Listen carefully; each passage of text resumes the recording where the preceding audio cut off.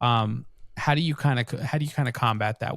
How do you make G Sheet stand out? And what would you say to someone who legitimately has that mindset that it's all the same, it's all this China tape with, a different name and different people hyping it up? Yeah, I mean,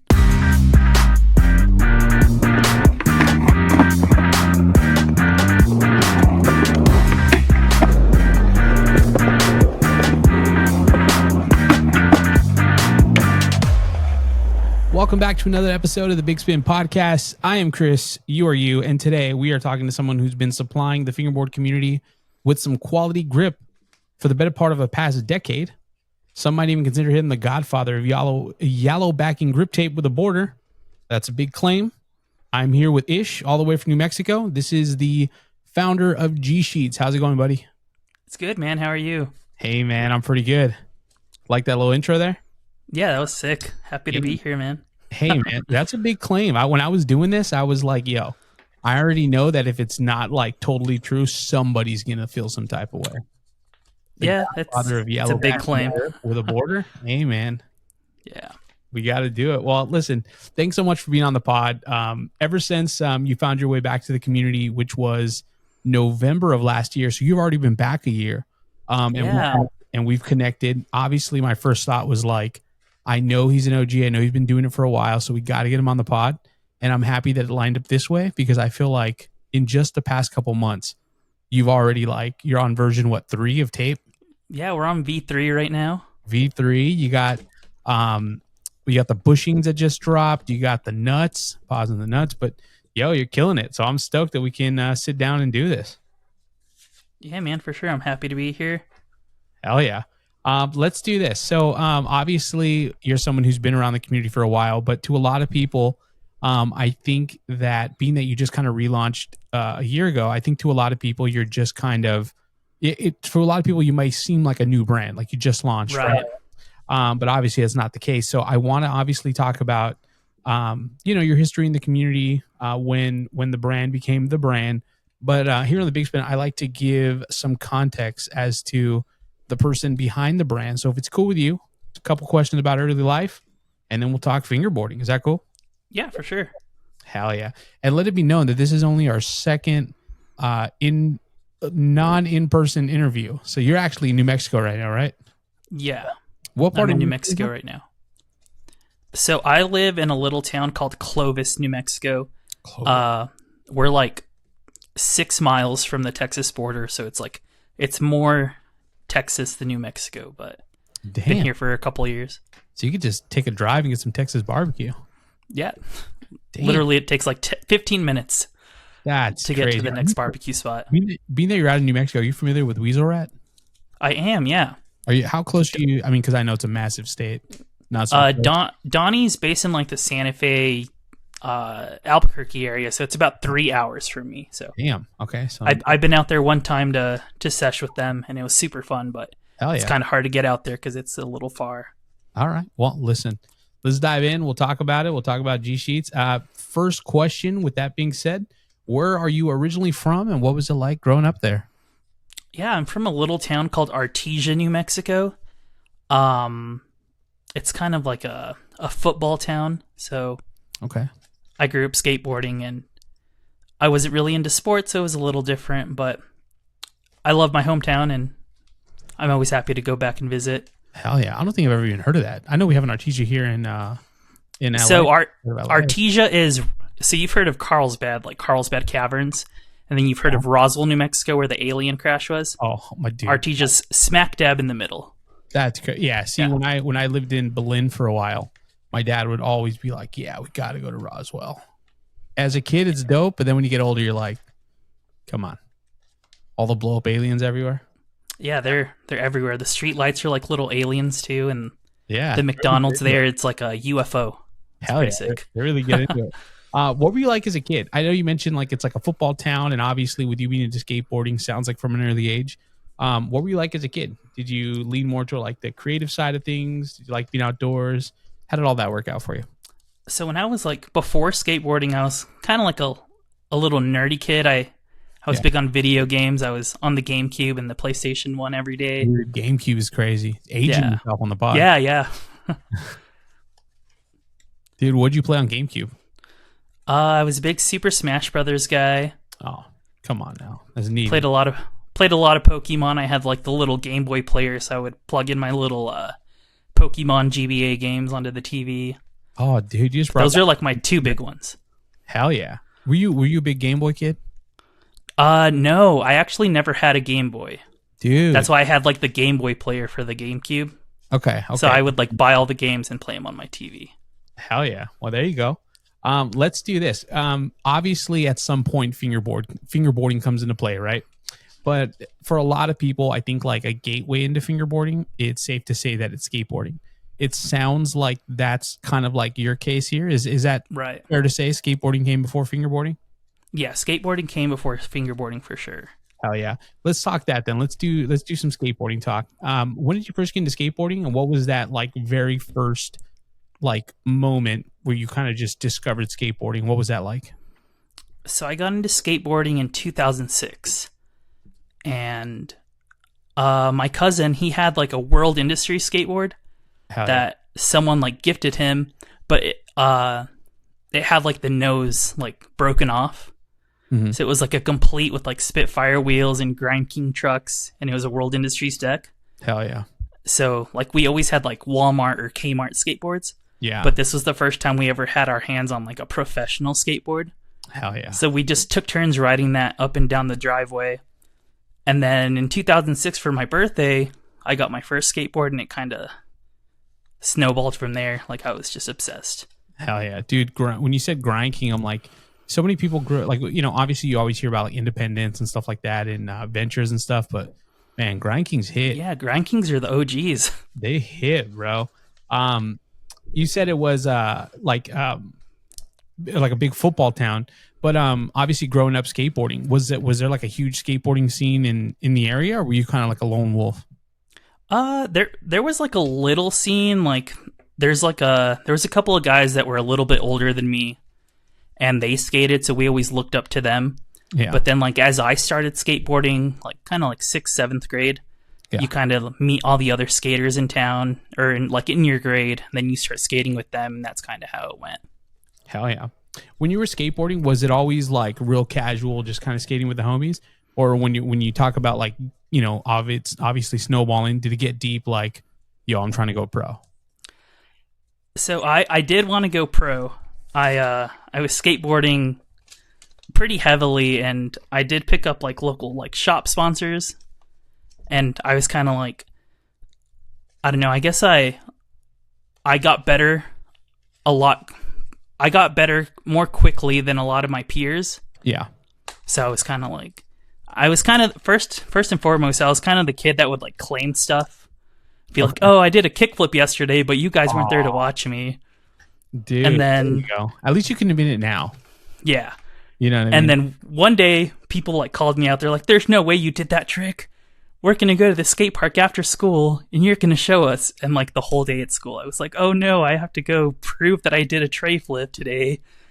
Oh, and they sat me down. They're like, all right, do a tray flip. Yeah. And I kid you not, dude, I tried it, and I landed it right there, and it was my first tray flip I ever landed. Dude. But it all started from a lie. I was like, yeah, I did a tray flip yesterday, but you guys weren't there. I was like that gnarly kid. And you see, you know, not to totally age us on the pod, but like we didn't have, at least me, and maybe you can relate to this, but like me and my friends that skated, none of us had cameras. You know what I mean? Sometimes I talk about like old shit that I used to do on a skateboard, and it'd be like, well, where's the clips? And it's like, are you fucking insane? Like, you know, I'm not like super old, but bro, like nobody had even cell phones back then. Dude, we had camera. You had a Motorola Razr. I have my very first video on my YouTube channel is a video from like 2007, me filming on like my flip phone, olling over an animal that was in the street or something. But yeah, nobody had like their own camera. At the time. We're pretty fortunate to have a camera in our pockets nowadays. Oh yeah, I mean now we have a whole damn computer, everything. Yeah. You know? But yeah, back in the day, my first phone when I was skateboarding was a Virgin Mobile prepaid, like tiny phone. And you still had to do like the T9 texting on it. Yeah, I remember T9. And my mom would just be pissed because she'd put like $20 on it at the beginning of the week, and I would just blow through the text and all the minutes. Yeah, each text was like 18 cents to send. So and to receive. You know Yeah. what I mean? That's why you get pissed at your friend sending like the one word text. You're like, bro, come on, dog. Like, you're costing Make me it a whole worth. dollar Make here. it worth it.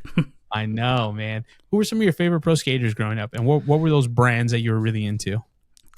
So my first skateboard was an Element skateboard. It was a Bam Margera skateboard. I was like Dude, big on Viva La Bam, so obviously Bam Margera was like my favorite skateboarder. hell yeah. But like as I got older and like started discovering other brands, I was big on Baker. Baker 3 was like my favorite video, and I would like watch it on my iPod video. One. Yeah, hell yeah. Yeah. But I skated girl boards. Girl and chocolate were big. My other favorite skater is Sean Malto, so I always skated a girl or a chocolate board.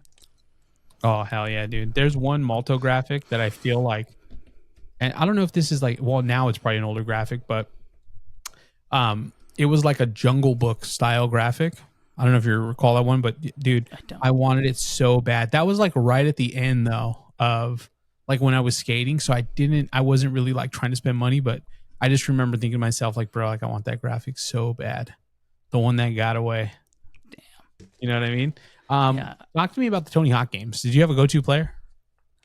Yeah, so I didn't play like Tony Hawk Pro Skater 1, 2, 3, and 4. That was a little bit before my time. Yeah. But I played Tony Hawk Underground 2 and American Wasteland.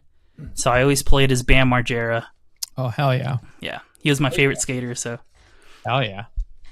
As far as for you know, I know you mentioned like you had like favorite video parts and stuff like that. Did you ever by chance film any video parts with friends or anything like that, or was it just those couple cell phone clips? I did. Me and my buddies, we used to have a video series on YouTube, and it was called Poser.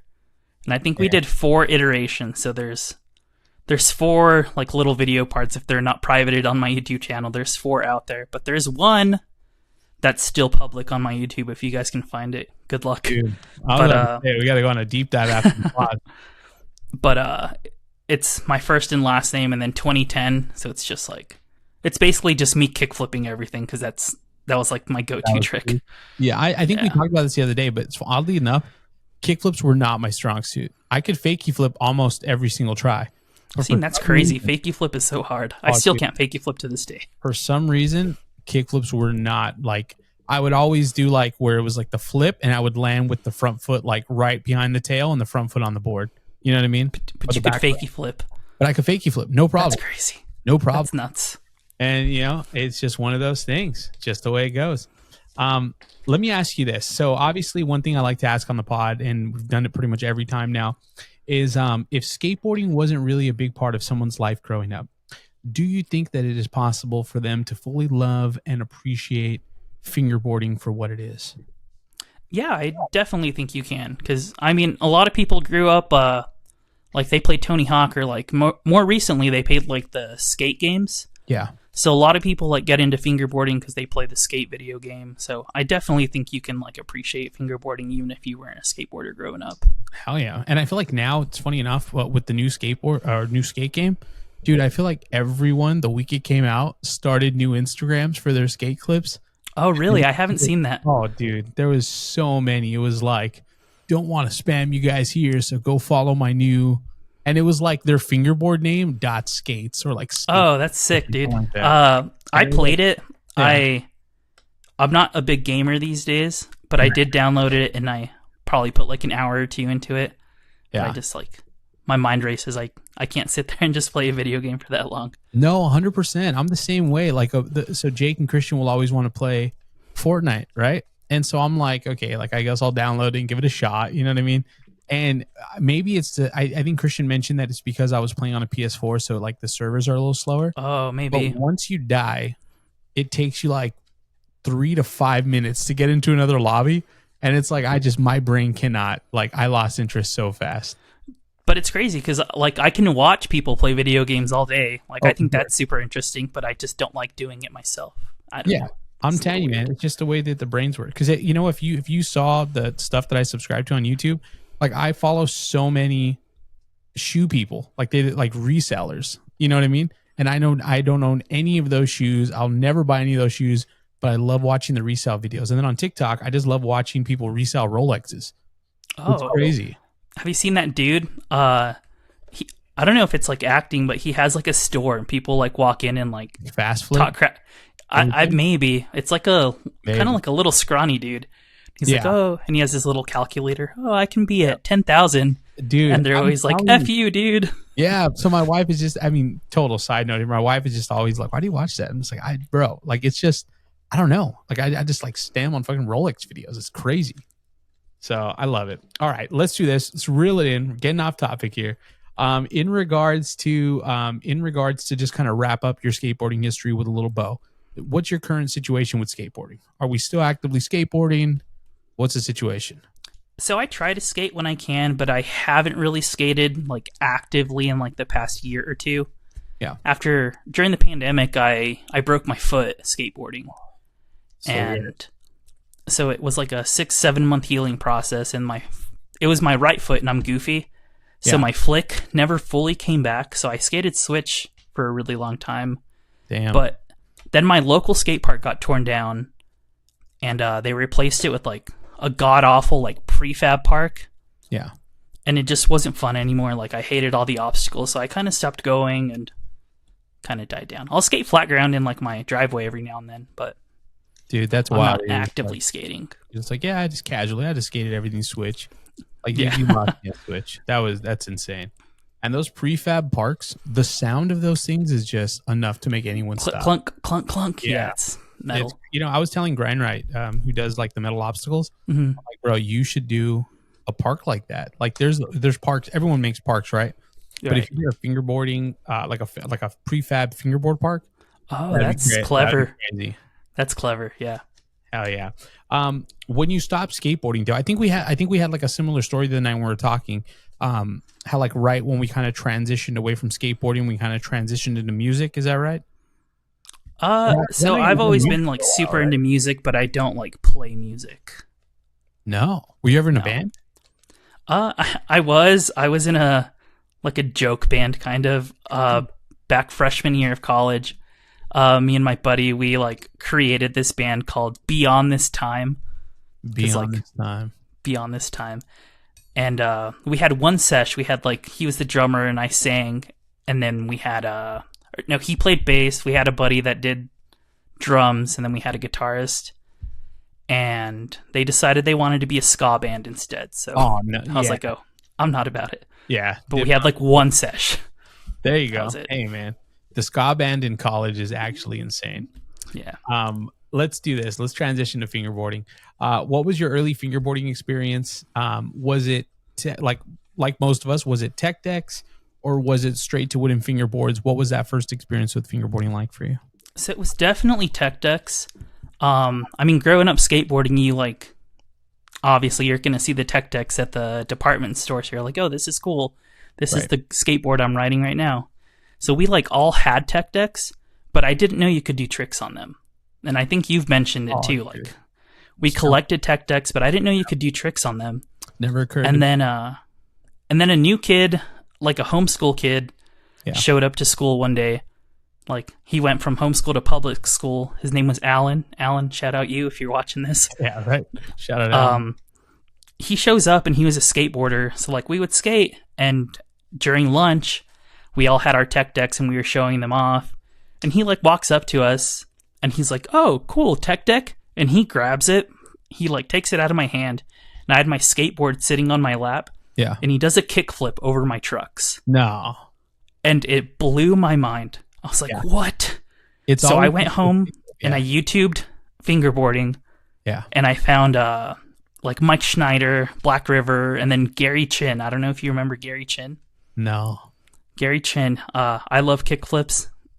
He was like an OG like YouTube fingerboarder. Okay. So like I fell down the rabbit hole, and dude, I bought my first wooden fingerboard on eBay that day. And how did you feel about the pricing when you saw it? Because if you're anything like me, when I super similar story, saw the homie Andy do a kickflip over a soda at my son's birthday on an LC board, and I was like, I need that. You know what I mean? That night, it was nuts, dude. Yeah, Googled fingerboarding, found Black River, literally found the Slush Cult website, and I could not believe my eyes when I saw Black River trucks were on eBay for $65. Yeah, dude, I felt the same way, and I was probably talking some crap about it too, honestly, to my buddies. Sure. Because I was like, oh, I went home last night and I looked up fingerboarding, and did you know the trucks are $60? Yeah. You can get independent trucks for $35 at the time. 100%. I mean, that's still the case. How many times do you upload? You know, do you see videos uploaded online and everyone in the comments is like, every time? Yeah, every time. Every time. Love that. I love that. What were some of the first brands that you remember? I mean, I know you already mentioned Mike Schneider and stuff, but what were some of the big brands that were at the time? And this is just to give everyone a timeline, because I know we jump around here a little bit, obviously. But what were some of those bigger established fingerboard brands that really stood out to you at the time? Just to give everyone a time frame for like when we're talking about. So whenever I started fingerboarding and like got into it, yeah. My very first fingerboard was an Affliction fingerboard. Damn. There was this dude on YouTube. His name was Frankie Fingerdex. Okay. And that's what he wrote. So I was like, oh, I'm gonna buy myself an Affliction fingerboard. But after like I kind of, because he like kind of made like almost like revive skateboard style content for fingerboarding. Yeah. It was like more geared towards kids. Yeah. So after I found Gary Chin, he wrote for Yellowwood. Oh, hell yeah. So I went out and I saved up I had like an after school job in like 9th grade. Yeah. I saved up all my after school money and I bought a Homewood. Shout out Homewood. I know they're not really around anymore. Yeah. I bought a Homewood. Yeah. They come up a little. They come up every now and then on the pod. But yeah, go ahead.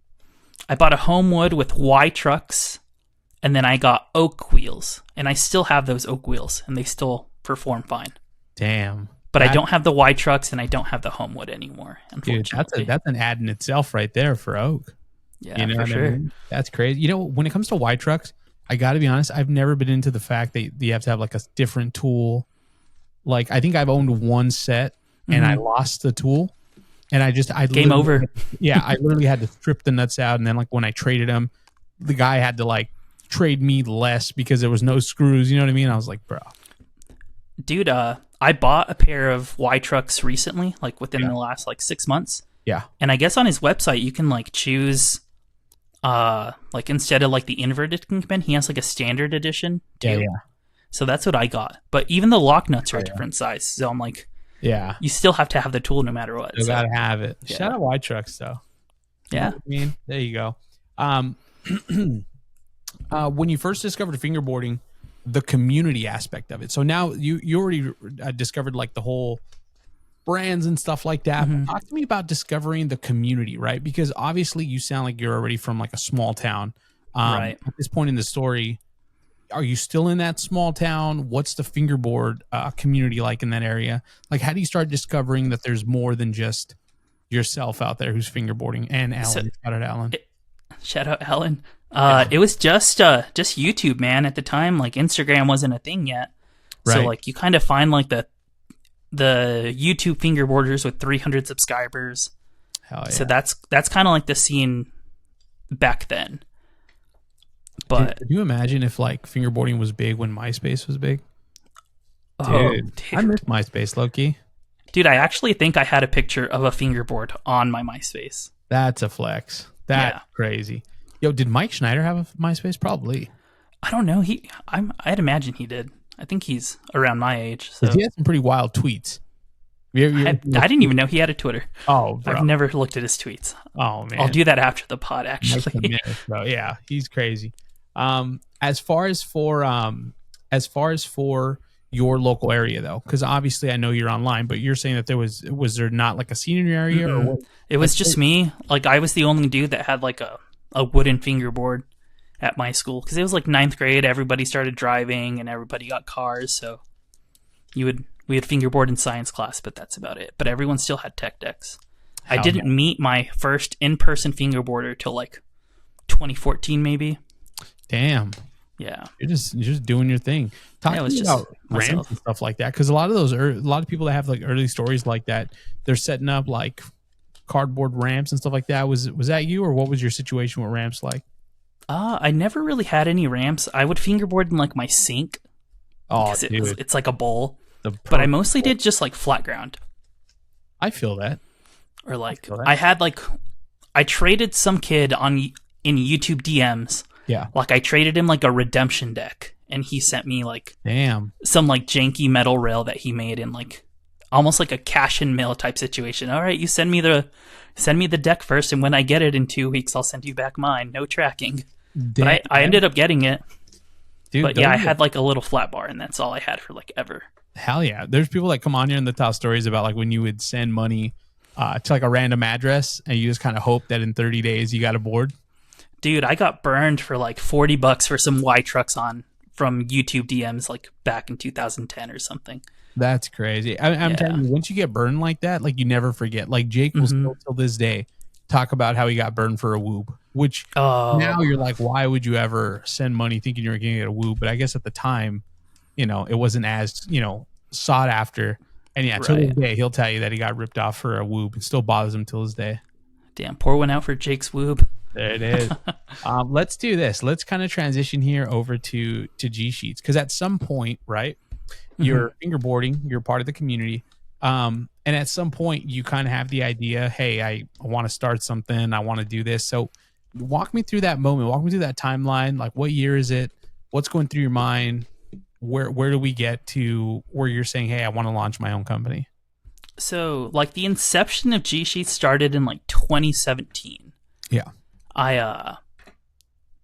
This is a cool story. I was actually taking apart an iPhone because I used to, like, fix iPhones on the side for money. For bread? Hell yeah. Yeah.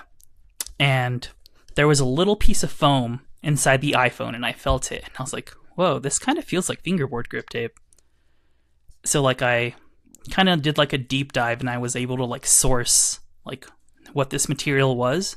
Yeah. And I, like, ordered a bunch of samples. They sent me, like, 15, 20 different samples, and I was, like, writing them. And I, like, found, like, the perfect stuff. And I was like, no way. So that's kind of how, like, that started. It just came by accident. I was taking apart a phone, and I was like, hey, this feels like my fingerboard grip tape. Yeah. So that's kind of how, like, that started. Talk to me about at the time, who were the grip brands at the time, just so we can get an idea of like who the top dogs are, because this is you essentially discovering like what would become G Sheets, like V1 or like older V1. Who were some of the bigger grip companies, and what were people using for grip? Was it foam at this point already? Yeah, it was already foam. FBS was big. Fingerboard Connoisseur was a big brand at the time. Black Velvet. Oh, yeah. Shout out Casey. And then Sponsor Me tape was around at the time already.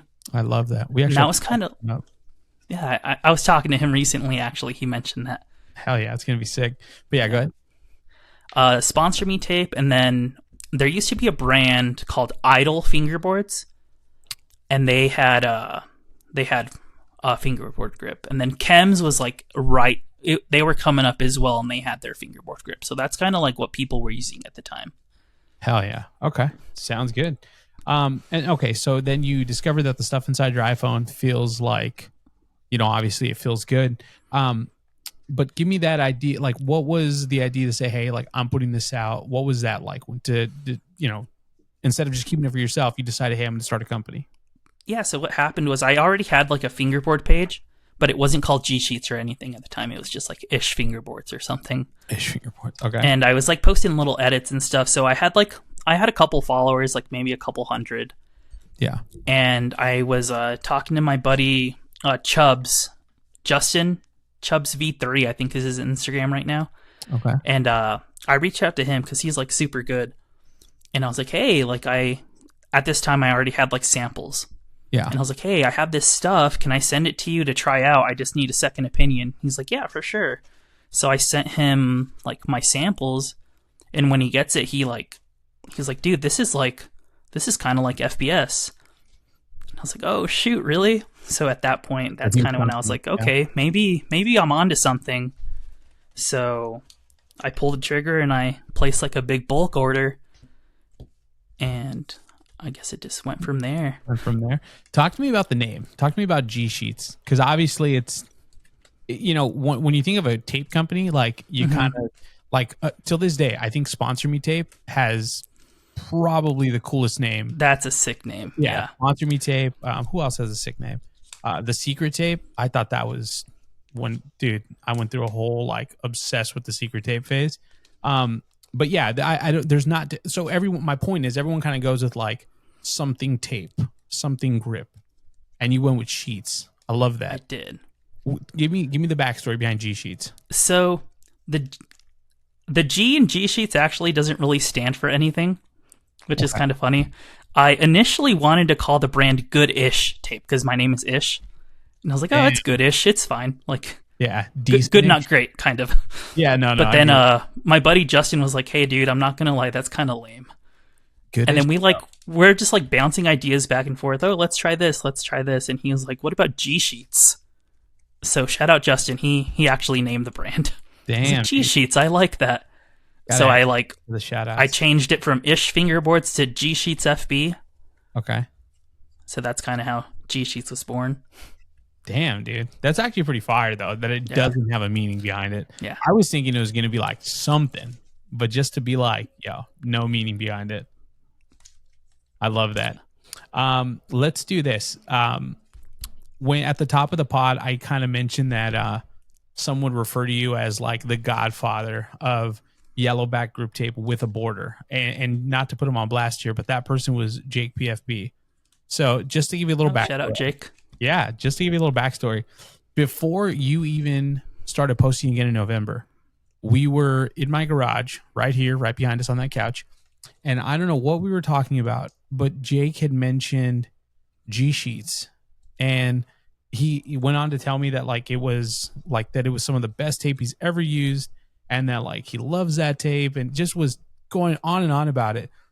And he told me, he's like, you know, a lot of people had like decent tape and it was like yellowback tape. He's like, but he's the first and only person that I saw with specifically like the yellow tape, but with a border. Right. And he's like, and Jake was like, I would go on record to say like he was the first one to kind of introduce that. Like, obviously, like we're such a small niche community, who knows if someone did it first, but in Jake's eyes, he was like, it was insane. Like when he dropped it, he's like, everyone was fucking hyped on G Sheets. Yeah, dude, G Sheets was pretty popping back in the day, and I think I'm gonna say it. I think I was the first person to do it. Damn. So when G Sheets first started, it used to come in like a big sheet, and there was like 5 pieces of grip per sheet. Yeah. So they weren't like individually cut. So at first I was like trimming them, and I would like trim the borders off of it. Yeah. So like the very, very first like drop of G Sheets didn't have a border on it.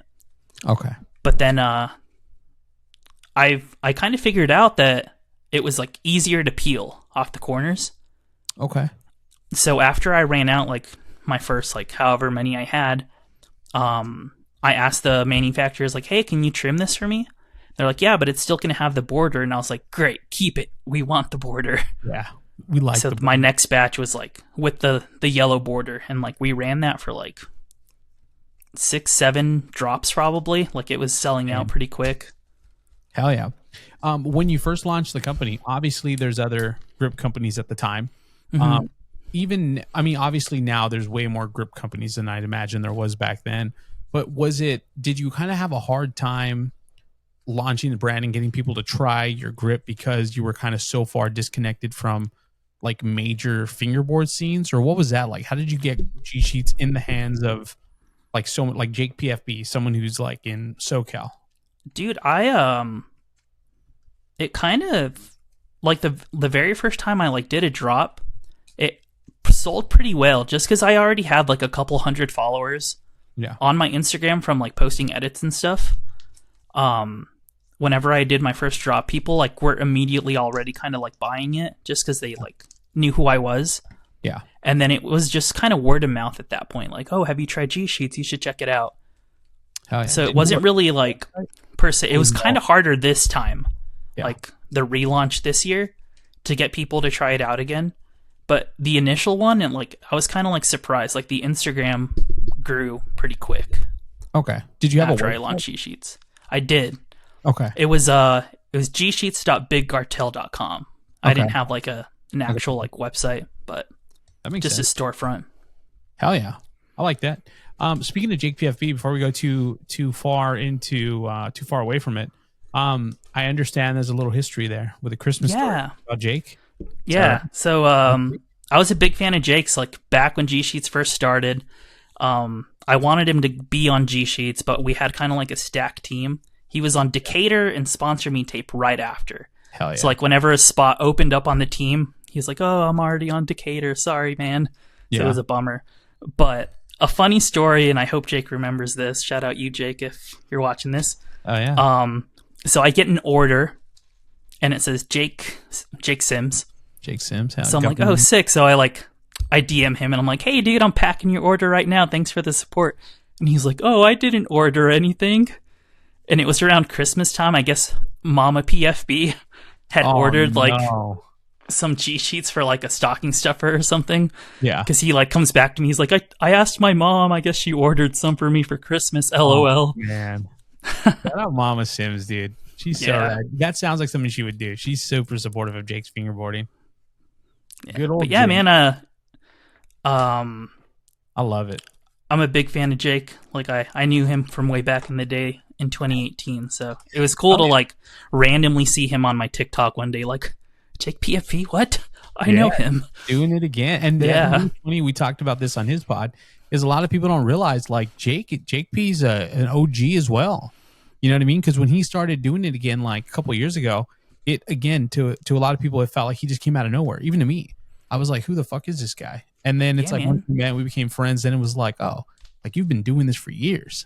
He was pro for Blacklist Fingerboards back in the day. Yeah, I have one of his. Bro, you have one? X right there. Wow, that's awesome, dude. One of the G Sheets team writers, she was pro for Blacklist as well. So that's kind of how I found Jake. Yeah, and I was like, "Oh, I need this guy on my team." But we had a full crew at the moment, and then one guy left. So by the time he left, Jake was already on Sponsor Me Tape in Decatur. So I was like, "Damn, I can't ask him now." Hell yeah! Well, there you go. What was it like launching a new company in already such like a small niche? What were some of the challenges that you faced? Packaging, trying to stand out. Honestly, okay. Whenever I first started G Sheets, I was like just printing, like it just said like it was so lame. It was just like a paper, like I folded a piece of paper and it said G Sheets. But then like when I found like a nice bag topper, I wanted it to like look nice. Like I wanted it to look professional because so many people would start like they're little companies, but like the packaging just wasn't it. Yeah. So that's one thing that I kind of try to pay attention to. Like when a company has really good packaging, I like that. So that was a pretty big hurdle, just like trying to find like the right stuff for your packaging. Yeah. 100%. Talking about the logo, I know right now you have like the dope, like little crown with the all seeing eye.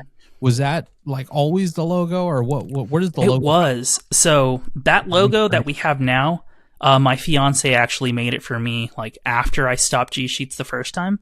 Okay. She was just like drawing on her iPad and she like, hey, look what I made. And I was like, oh, that's sick. She's always like, hey, you should start G Sheets again. You should start G Sheets again. But before that, I wish I had one like around here so I could show you guys. But it was a very similar logo. It was like the eye as well with the triangle, but it was more like kind of like think of like the G Sheets logo, but like if Santa Cruz made it. Okay. A little more cartoony, a little more like bubbly. Okay. It was a little bit different. Okay. But yeah, the logo was always just an eye with a triangle on it from the beginning. Hell yeah. I like that. Nice, clean logo. And I love what you said about the packaging because, I mean, now, to be honest with you, the packaging you have now, even like the back of the grip tape that has the logo on the sheet, like it is so clean. Like it feels nice to hold a pack of G Sheets. Like it just feels nice. Thanks, man. I appreciate that. Yeah, hell yeah. Talk to me about the trial and error process for picking the right grip tape because a lot of people, I think when it comes to fingerboard brands that do grip tape, I think that there's this misconception that it's like super easy. You just buy whatever the fuck tape, man. You know what I mean? You just buy a lot of it and sling it. But there definitely is a trial and error process. Talk to me about the trial and error process. I know we already talked about the first one, but even now you're on, I mean, you've been back since November, but now you're already on V3. Right. So talk to me about what goes into trial and error process and how you get that testing done. So it's just feedback, man. Whenever I was relaunching G Sheets again, I did the same thing as the first time. I got a dozen samples and I like would ride them for a week on my board. Oh, I don't like this one, and I would like take notes. I wish I could like turn my camera. Like I stuck them to my wall, and I have like notes of like, oh, I liked this one because of this, but I didn't like this. Yeah. So like, it was a lot, dude. Like I tried a bunch of different samples, and then I finally found the one. So when I found the one, I started sending it out to a couple homies. I sent some to Alex from Mild. Yeah. And I got feedback, and they're like, oh, this is the stuff, dude. And then the reason we're on V3 right now is just I would get like DMs from some people like, oh, I like the grip, but I wish it broke in a little bit faster. Yeah. So V2, I went with something a little bit more porous. Mm-hmm. And then people were saying, oh, this is sick, but I want something that's broken in right out of the pack. So again, I just got some samples, and I found the stuff that I thought was good, and I sent it to some buddies and got some feedback. They're like, oh, this is good. So that's why we're on V3 now, and I think I finally have like the stuff. Like the stuff. You got it down. Like there won't be a V4, I think we're good on V3 now. That's huge. When it comes to thickness of the tape, some would say the most commonly used size of tape is 1 millimeter. When you started back up in November, it seems like 0.8 was the way that you were kind of going with it, which obviously I think 1 millimeter and 0.5 have been, for the most part, the most popular side tapes for a while. Talk to me about doing 0.8. Was that straight up the feeling, or was it trying to set G Sheets apart from all the other grip tapes out there? It's a little bit of both. I mean, you can get 1 millimeter from everyone. Like, yeah, anywhere you go, you can get 1 millimeter. So that I wanted 0.8 to be different, and unfortunately, I wasn't the first one to do 0.8. Shout out Drought Tape out of Arizona. I found them after I launched 0.8. Yeah, like I was completely oblivious to it, and then I saw them, and I was like, oh, they have 0.8, but they did it before me. So I just want to shout them out. Hell yeah! But I tried 0.6, I tried 0.7, and I tried 0.9. Yeah. But 0.8 was kind of like the sweet spot.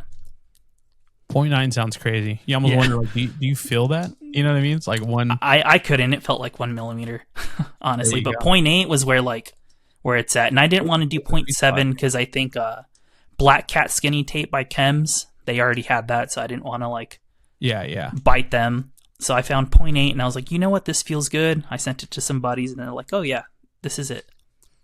Hell yeah. Let's talk about this. So this is kind of like, this kind of goes towards the marketing of the brand, right? With so many grip tape options on the market, especially today, how do you, as the brand owner and, you know, the person that's kind of like in charge of all the marketing and stuff like that, how do you deal with consumer fatigue when they get the sense that grip tape all comes from the same place, grip tape all comes from China, it's all the same, it just has a different name? How do you kind of combat that? How do you make G Sheet stand out? And what would you say to someone who legitimately has that mindset that it's all the same, it's all this China tape with, you know, a different name and different people hyping it up? Yeah, I mean, for one, we stand out because we do have like a custom backing. So like, I mean, with a lot of grip tape brands, if you throw it all in your little spare parts drawer, you might not know what grip it is that you're grabbing. But that's one thing that I wanted to do even back with like original G Sheets. I was like trying to figure out how can we get like a custom backing, because like I grew up skateboarding. Mob Grip has their custom backing, Jessup has their custom backing, and Grizzly. Yeah. So that's one thing that we wanted to do. But to people that say, oh, it's all just China tape with a different name. Yeah. We definitely, and I know I can speak for a lot of different grip tape brands. Like a lot of people try dozens of samples before they find like their stuff. Yeah.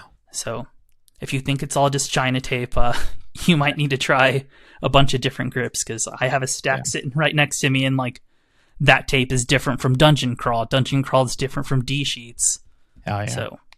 Hell yeah. Just kind of random off topic. I'm going to start peppering in questions from the internet. Someone asked, one, have you ever tried 2 millimeter tape? And B, like second part of the question, would you ever offer that? What are your thoughts on like heavier tape? I haven't tried 2 millimeter tape. I've tried 1.5 and it just wasn't for me. I want to offer some stuff that I'm stoked on, and I just wouldn't be stoked on something that thick. If you want 2mm tape, you can get some from Teak. I think they offer it. Yeah, a few places. I think 6 tapes too. Oh, cool. They have X tape. Yeah.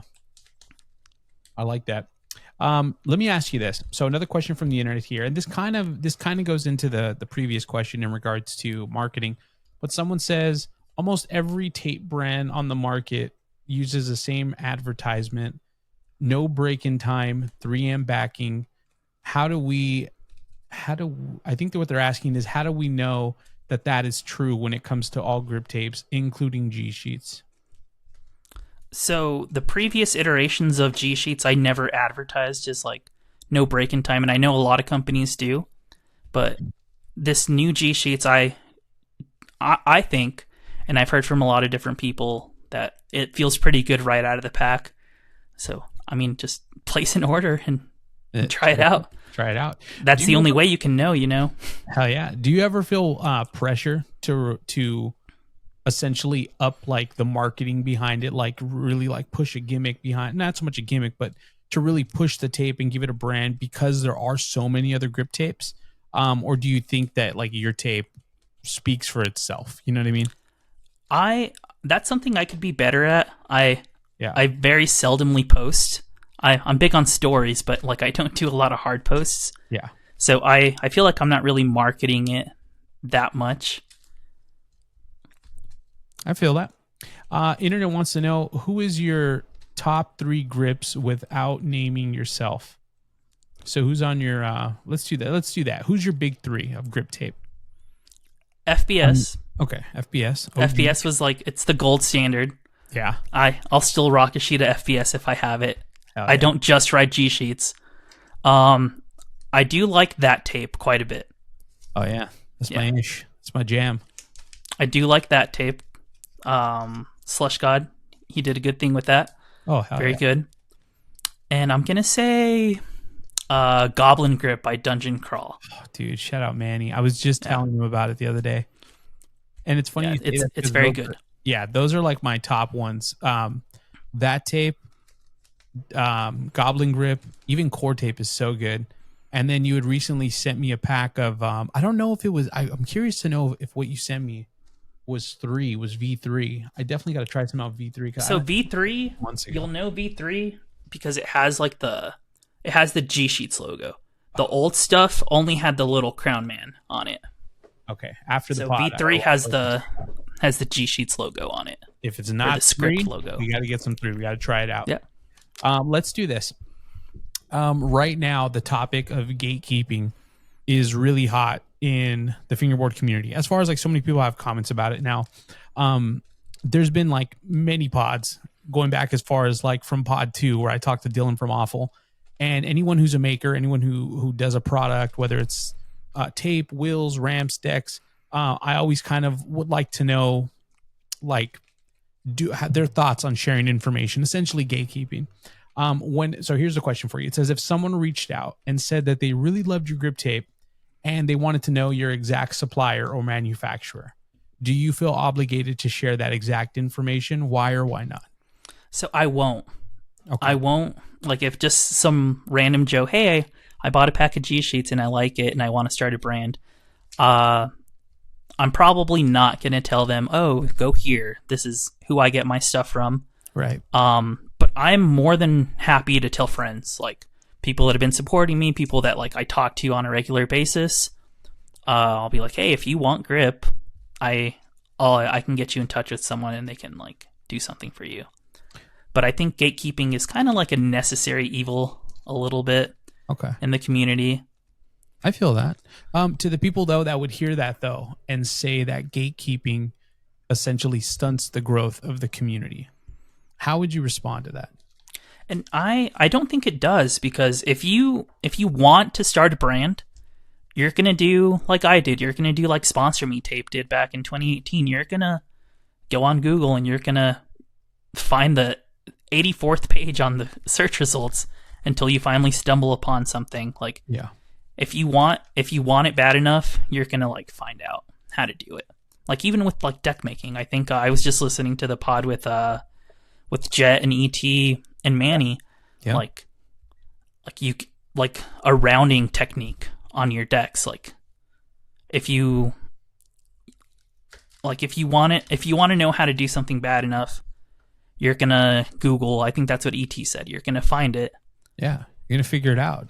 Yeah. Trial and error. Lots of trial and error. Okay. Yeah. Cool. Good answer. Good answer. Let's do this. A couple more questions here for you. Looking ahead, are there any plans to branch out and expand the G Sheets Fingerboard team? Are we going to get can we expect like a full G Sheets team edit at some point? What's going on? So we actually don't even have a team at the moment. Okay. There's no G Sheets team. I've got homies that I hook up all the time, and I send them grip, but I don't have like an official team. That's something for 2026 that I do want to do, because when we started G Sheets, I had 5 people on the team. Yeah. I have a couple people in mind that I want to put on the team. Okay. But that's something for 2026 for sure. We're going to have a G Sheets team again. I love it. This year we've seen, obviously in the past year that you've been back, obviously we got 3 versions of the tape. Talk to me about the decision to drop the screws and now to drop the bushings. What's that like? So the screws just came from, I was painting one screw on my setups, like pretty much since I started, just because growing up I had like the one indicator bolt, like you remember the diamond bolts, and it would have like the one pink one or the one blue one. Yep. So you always know your nose. Yep. And I just thought that looked sick. So I started painting my screws, and enough people were like in the DMs like, hey, what screws are those? Yeah. Because I know a lot of people grip over the screws, but some people don't. So enough people like reached out, and I was like, let me see if I can like figure something out. And it was the same way, just like a Google search, like powder coat. I tried to like, at one point I was trying to like, I forget the term. It's like when you like put the screws in like some mixture and you like electrify them and they change colors. Damn. Like I was going to try to do that, but I ended up reaching out to someone and they were able to like paint some screws for me. Yeah. And then I know a lot of companies come with like aluminum screws. Yeah. And like if you hit it, if you even look at it funny, they strip. So I went out and I got stainless steel screws. Yeah. That way they don't strip. But that's where that came from. And as far as bushings, we just launched our bushings today, actually. Damn. The day that we're recording this podcast. Yeah, it's been pretty good, man. We got a lot of love from it. But there was G Sheets bushings V1 a couple months back, and they did not go very well. A couple people ordered them, but they were just bracelet bushings. I was just punching out silicone bracelets, and I was like shaping them. And I liked them plenty. And no hate to companies that do that. Yeah. But I was like, man, after a little bit, I was like, am I like proud of this product? And I just wasn't. Yeah. So I kind of like went back and I was like, I went to Santa Fe to one of the Weasel Rat events. And the homie Austin from Clairvoyant Wheels, shout out Clairvoyant. They do recycled wheels. I was just casually mentioning it. And he's like, hey, dude, like, I can probably put you in touch with someone that can make you a mold. So he put me in touch with someone, and we designed a mold for my bushings. It came in. They looked awesome. So I've been like working on bushings since June of this year. Yeah.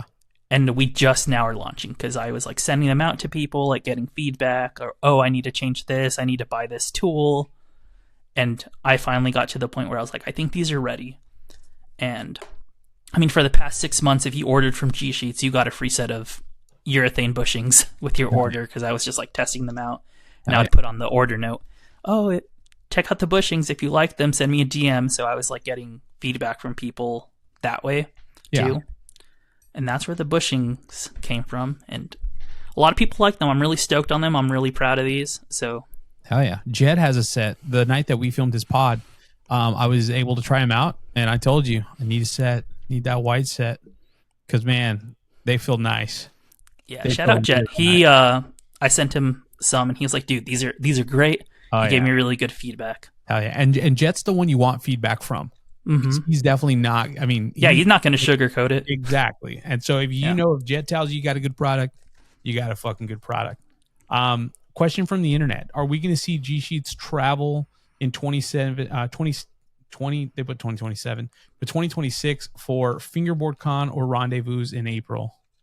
Dude, I would love to. I just don't live near a major airport. Dude, is like the hardest part. I have to drive 3 hours to fly. 3 hours to fly is actually insane. Yeah, Dude, so it's kind of hard. God damn, that's like, that'll make any trip like 8 hours minimum. You know what I mean? If you got to fly 5 hours, you got to drive 3. Yeah, that's kind of. I want to, like, if it's in the cards, I'm gonna go to Fingerboard Con this year because I wanted to go last year very badly just to meet everyone, like all my online fingerboard homies. Yeah. But I'm gonna try to make it happen this year for sure. Dude, you got to do it. We need you out in Cali in July. Shreddermania 4? Shreddermania 4. Yeah, dude. I want to try to make it out. Hell yeah. That'd be fun. Super sick. Hell yeah. Let's see. Here we go. Are there any upcoming collabs that you're willing to share with us? Anything exciting on the horizon for fans to keep an eye out for? Yeah. So in January for like the official 1 year, because I've been like doing G Sheets again since about this time last year, October last year. But the actual like launch was January 2nd or 1st of 2025. Okay. Mm-hmm. So for the 1 year, there's going to be a dope game collab. Hell yeah. So we're going to have some shirts, and every shirt's going to come with like a pack of G Sheets with like a little care package. It'll have G Sheets, like bushings, stickers. So that's something that's coming up for sure. I want to collab with another grip brand. Ooh. I'm going to put this out there. Some engraved grip would be nice. Yeah, like I think it'd be sick to have like a 5-pack of grip, like 3 sheets of G Sheets and like 2 sheets of Goblin grip or something. Dude, that'd be fire. Yeah. I think that'd be really cool. Yeah. That's something that was like in the works back in 2018 with another company, but it never panned out. So I think that would be really cool to have like a grip collab with another company. That would be sick. You don't see too many grip collabs, you know what I mean? Yeah, like it'd be cool to have like my logo engraved on the other company's grip and then their logo engraved on G Sheets. That'd be fun. Damn, that'd be super crazy. So if you own a grip company and you want to collab, hit me up. Yo, Manny, slide in the DMs. I can see that. And Manny's easy to work with. He's good. Yeah, he's a good guy. Super talented. Hell yeah. Let's do this. As you think ahead to the next few years, what is your vision for G Sheets? Where do you hope to take the brand? What's the vision? What's the plan? So I just want to keep it steady. I want to keep introducing new products as well. I kind of want to do everything like butt decks. Okay. Maybe G Sheets wheels in the future. Who knows? Damn. Wheels ! By G Sheets. That'd be fun to try. Yeah. G ramps. G ramps. I don't know about that. I'm not the best woodworker. Not a woodworker? Yeah. Dude, well, there you go. That'd be sick. What else? Some apparel. Aside from the dope game stuff, it would be cool just to have a just clean little G Sheet shirt. Well, I've made some for some homies actually. That'd be fire. I bought a bunch of like iron-on prints on Ninja transfers, like DTF transfers, and I iron them on. And I'm like, hey, buddy, what's your shirt size? Yeah, Let me make you a shirt. Making shirts at the mall sounds insane in 2025. But yeah, that'd be sick. I'm a big fan of like the little like the logo on the back or on the side, and then like the big logo on the back.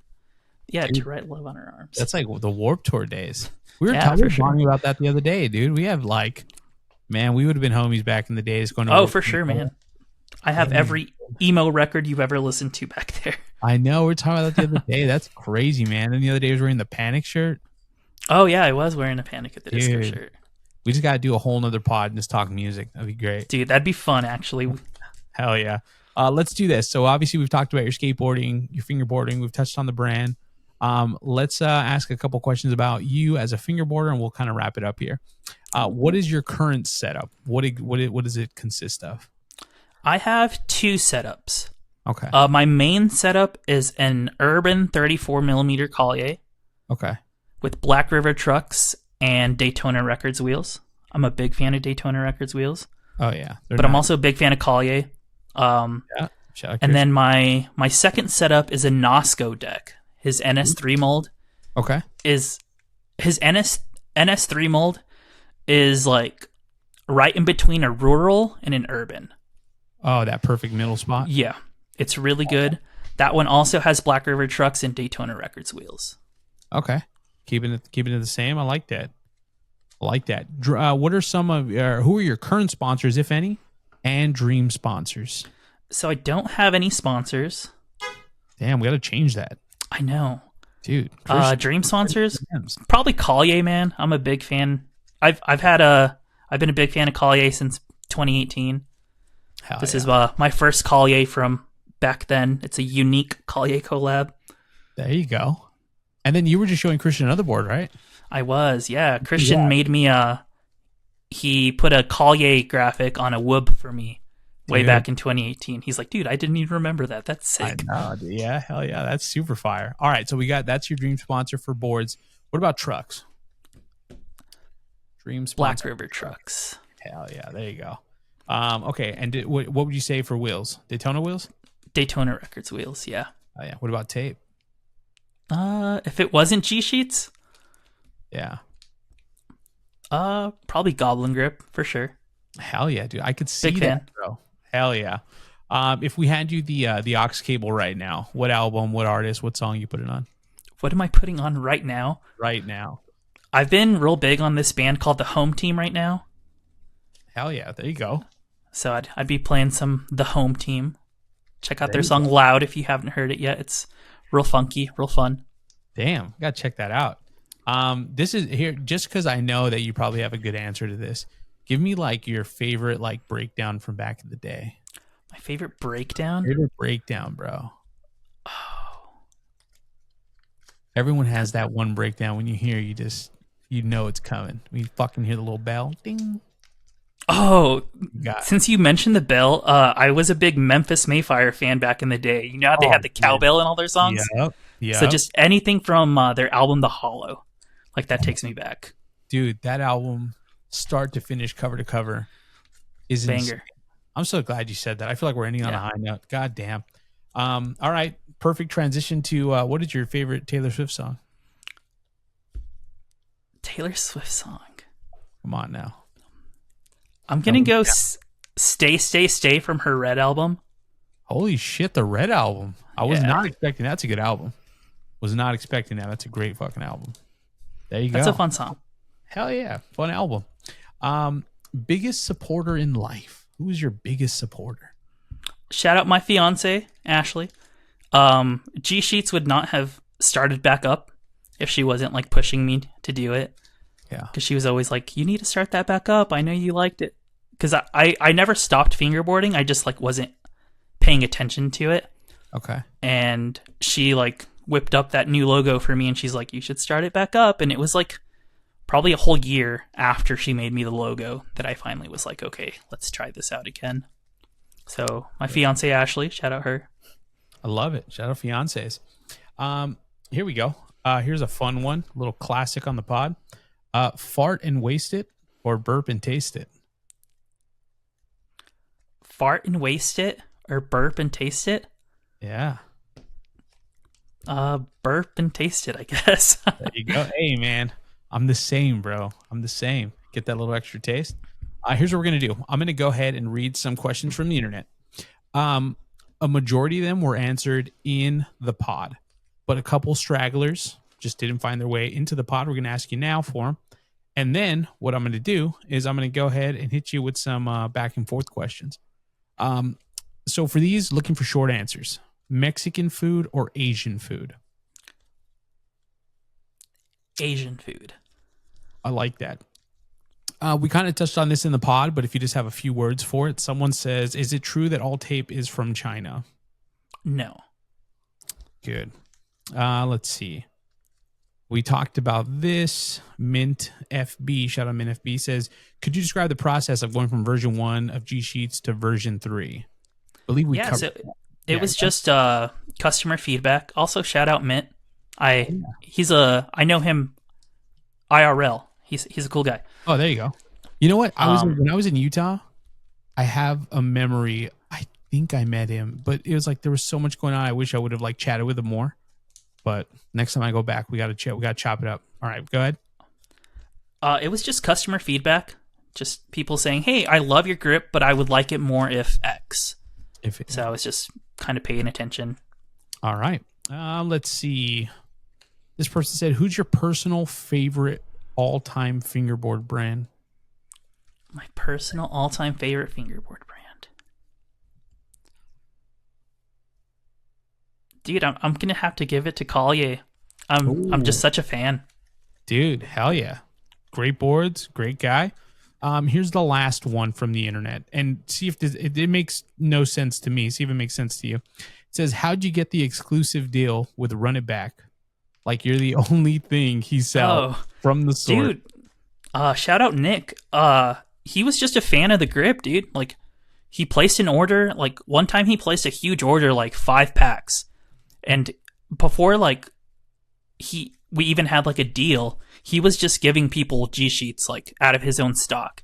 And finally he reached out to me. He's like, "Hey dude, I'm going to place a big order, but do you think we could do something on the side? Like shoot me like 50 sheets that I can include with boards."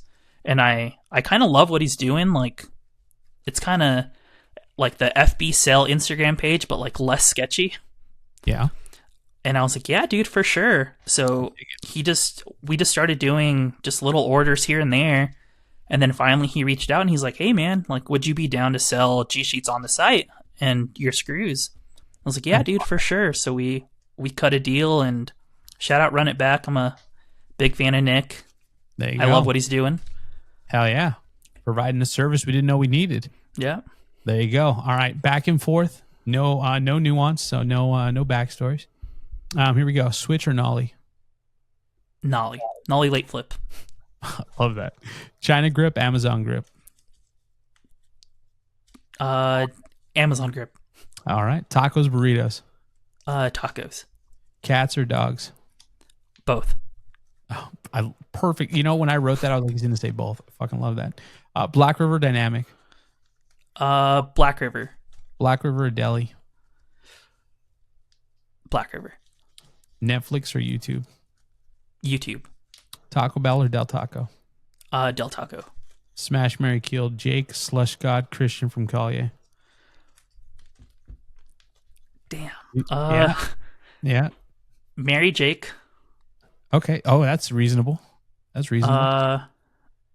Smash Christian. Okay. Also reasonable. Thick. Clay. You're a very nice guy. We've chatted in the DMs a couple times, but I guess I'm gonna have to kill Clay. My bad, dude.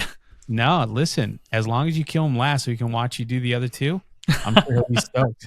There you go, Ish. Thank you so much. You've reached the end of your Bigspin podcast. I cannot tell you how stoked I am to be wrapping this one up, because honestly, it was such a rad conversation. Yeah, I appreciate it, dude. Hell yeah, man. If you can leave everyone with one thing, what would you leave them with? What are some words of wisdom you can leave the internet with? The mitochondria is the powerhouse of the cell. That is insane. Thank you so much for saying that. Where can people find you online? You can find me on Instagram at GSheetsFB. I'm not very active on there, but I'm on TikTok as well at GSheetsFB. And you can check out our products at gsheetsfb.com. Beautiful. There you go. Bigspin Podcast. Thanks so much for tuning in. Like, comment, subscribe. Go check out G Sheets. Thank you, Ish. And there you go. Yeah, man. Thanks for having me. Hell yeah. See ya. Peace out.